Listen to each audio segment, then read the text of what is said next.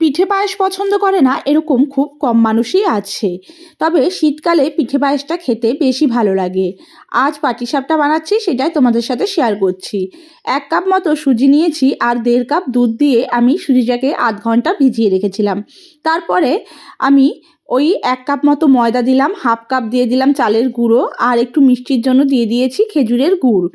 আর স্বাদটাকে আরও বেশি বাড়াবার জন্য সামান্য একটু নুন দিয়েছি, চাইলে তোমরা নাও দিতে পারো। তারপরে আমি কড়ার মধ্যে ঘি ব্রাশ করে দেখো আমি ওই যেই ব্যাটারটা গুলে রেখেছিলাম সেটা ২ হাতা দেবো, ছোটো হাতার।